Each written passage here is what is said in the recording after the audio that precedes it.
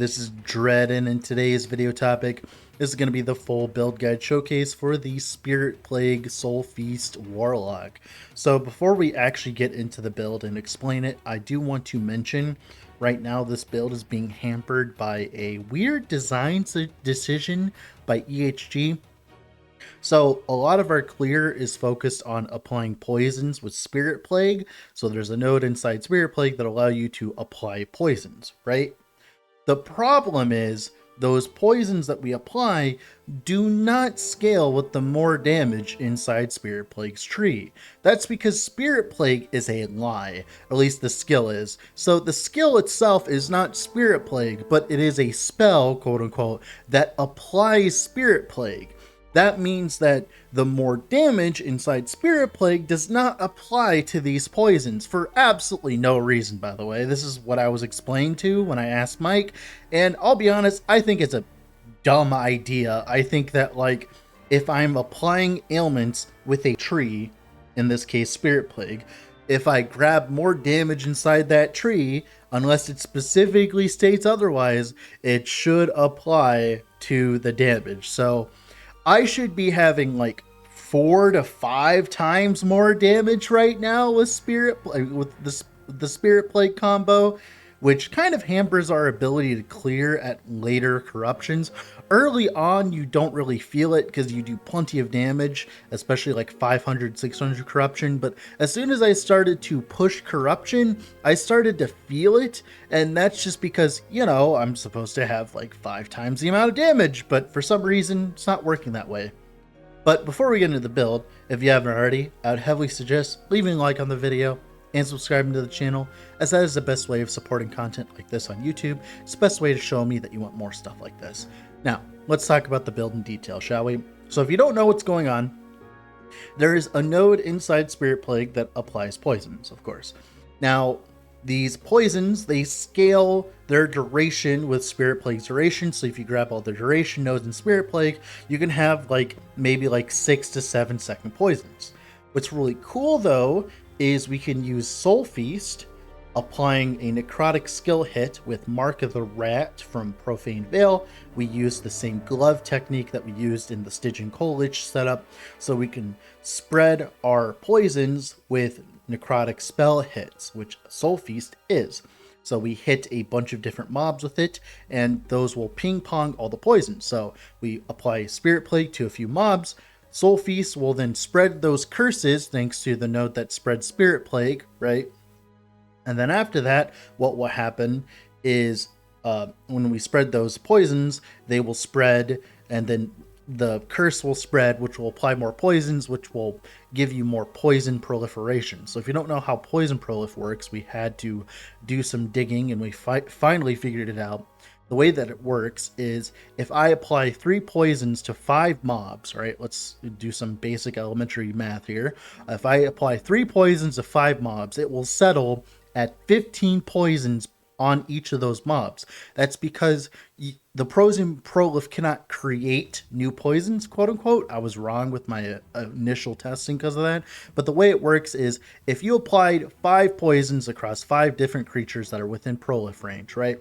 You will add all of those poisons to each other up to, you know, the maximum amount of poisons that have actually been applied. Because if you apply 3 poisons to this guy and 3 poisons to the other guy, those count as completely different poisons in terms of poison prolif setup. So now, if we use Spirit Plague to apply poisons to 20 different mobs, and those are 3 poisons each, what happens is that all of a sudden becomes 60 poisons. And since we're, you know, spreading Spirit Plague so much, it allows us to clear. And for the longest time, like while in monoliths, like in like early campaign, all the way to like 300 to 500 corruption, this carries you. This carries this clear because you just have decent poisons. Like I said, it's not scaling the Spirit Plague. So after that, you had to actually start scaling damage. Now, the reason why we're trying to cheese clear, quote unquote, this way is because we're using a Curse of Perseverance. Curse of Perseverance allows us to do a very large amount of damage with Hungering Souls, as it allows us to hit with each little one of the projectiles. But when our build is focused on dealing single target with Hungering Souls, we don't really have room to get clear out of, using other skills, because we're using a whole two-handed weapon that doesn't really give us that many stats for our actual damage, so other than our single target. So using this quote-unquote cheese has allowed us to, clear monoliths pretty efficiently all the way up until, the damage stops scaling due to the weird decision, right? So that's been the build so far. Now the damage is a little bit lower than I would like it to be. That is because I do not like making glass cannon builds. I actually like making balanced builds in terms of HP and survivability. So I actually went for a hybrid HP ward setup where we stack HP with a Twisted Heart, get a bunch of ward that way, because we're casting a very large amount of necrotic spells constantly, especially on single target. Then we also get ward on hit on Spirit Plague. So if we apply Spirit Plague to a bunch of mobs and we hit them, we get 12 ward per hit. That has allowed us to gain a very large amount of ward on single target, so we can face tank a lot of the abilities that bosses do at this point. And that has allowed us to be tanky enough to do the content that we're doing right now. And that takes a little bit of investment because you need HP everywhere. Then you need intelligence, which the intelligence does give us damage, right? It does give us ward retention. So overall, that's great. Okay. We also run a Titan Heart. That's because the 15% less damage taken while using a two-handed melee weapon, which Curse of Perseverance has melee flat on it, so it counts as a melee weapon.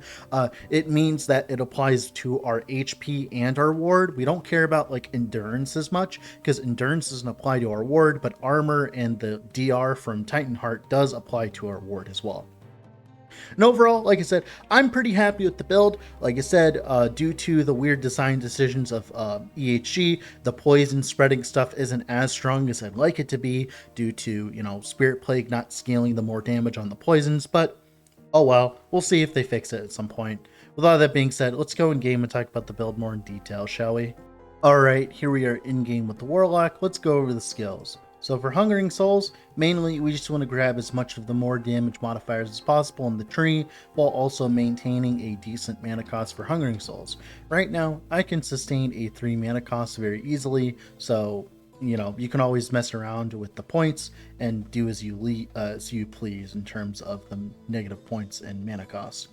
Now, of course, here we, grab the extra projectiles, the chance, because we want as many projectiles as possible due to Curse of Perseverance, allowing us to shotgun with them. That's the main reason why this even works, is because we're grabbing all of the extra projectiles and applying a very large amount of poisons very quickly.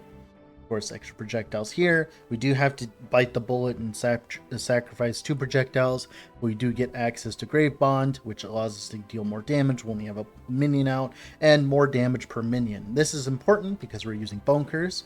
Bone Curse summons up to 12 minions, which gives us, I think, about like 48% more damage from this node, so we're getting 45% more from this and 45% more from this, and that means we don't have to run Unholy Trinity. Unholy Trinity is a very good node, but it's very annoying to maintain, so this is like way easier to maintain because we just place down our bone curses, and of course as well, like they take a lot less damage and they have decent amount of HP, so they're not that big of a deal to like maintain on a single target when we're casting a bunch of Hungering Souls.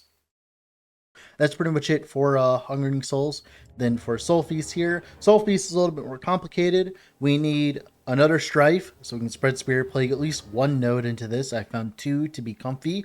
We need we need the more damage with Soul Feast because we're applying damage with Soul Feast. Getting the more maximum targets is very good as well. Getting the cast speed helps a lot because we're not focusing on Infernal Hunger. I have found that Infernal Hunger is kind of garbage in general. It takes way too long to get the extra stacks. It takes 2 seconds per stack, and when you're doing an actual monolith, you're never not casting for 2 seconds. You're going to be casting constantly with Soul Feast with this build because we're going to be applying Soul Feast, and then boop boop boop boop, next pack, boop boop boop boop, and like that's not very useful, sadly. Hopefully they might buff this and make it so that it's every 1 second. Then I could see it being useful, but until then it's not very useful. Then we're grabbing the dam chance per intelligence. We have about 60 intelligence, so that's about 200% dam chance. And necrotic pen with dam. This actually applies to all the dam that we apply. So we have dam here, dam here as well, and dam on the tree. That allows us to apply a bunch of dam stacks, which then get spread thanks to our profane veil with Mark of the Rat, which is great. And that's a lot of extra more damage there. And that's pretty much it for Soul Feast. Of course, like I said, make sure the mana cost on Soul Feast isn't that bad. So far, sorry, I killed myself with my bleeding heart. But so far, the damage and the mana on Soul Feast has been pretty good. Other than the fact, like I said, the Spirit Plague not scaling at the more damage. So here's Spirit Plague. So Spirit Plague, there's a few nodes we need. So first node we actually grab is Contagion to cast it in an area. So we apply Spirit Plague to like 6 enemies first, so that of course we can spread it with this, and that's just way more convenient. We also grab a bunch of area as well, which makes the area bigger. Now we were supposed to be running Scourge, but the Scourge does not apply to the poisons applied by Spirit Plague, sadly.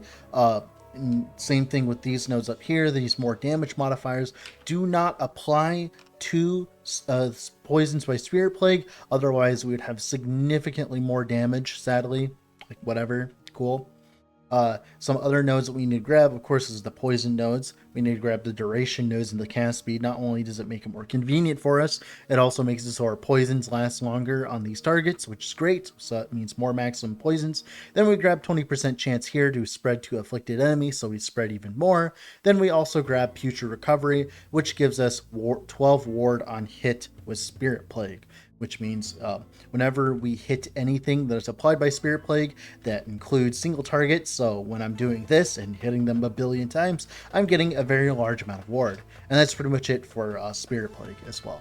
Like, just really nice utility skill. Hopefully, maybe they'll fix the modifiers here.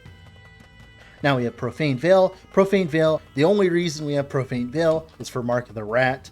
We don't really care about actually using Profane Veil because having Transplant to move around is superior to having Profane Veil in my bar. On bosses, you can actually swap to Profane Veil to cheese some boss mechanics if you want to, but I prefer the mobility of Transplant.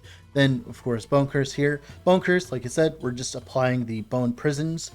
That's just the main reason, is to give us the minions for the 45% more damage from here and 45% more damage here. That just lets us actually do even more single target damage with our Hungering Souls. And that's pretty much it for the skills. Let's talk about the passives that are important. Mainly, we just... Oh, why do I have a passive up? Probably... I believe... Probably...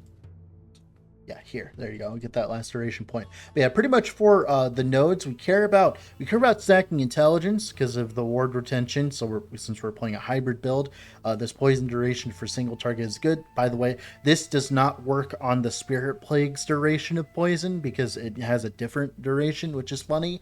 Then Warlock here, just grabbing the more damage to curse, more damage per overload. We get 2 overloads, grabbing the overloads, the Vile Tide, and the Chains of Ruin. I've been kind of like skimming points because I'm not at level 100 yet, so otherwise I would fill these out. The 80 armor and 80 health is great as well because it's just helping us get chonky, right? Then getting the mana on this allows us to sustain mana on single target and clear, which is great. Damn duration, of course. Like, it's pretty simple, to be honest. Like, just grabbing the poison duration here. Then eventually here you'd like to shove in some damn chance here, but like that's if you can manage the points. But yeah, that's pretty much it for passives that are important. For blessings is a little simple this time. Just void resistance. Eventually I could get a better one of that. Lightning res as well. Crit avoid here. Armor. Pretty simple. Nothing too different this time around. Now for gearing, things that are required, I would suggest Mortality's Grasp first before you even play this build. This is required to play the build. You cannot play it without Mortality's Grasp. Otherwise, you cannot apply the Mark for Death for the Mark of the Rat. Now, there are nodes inside Soul Feast that do spread poisons. You can use this early on. The problem is it's just a lot of points.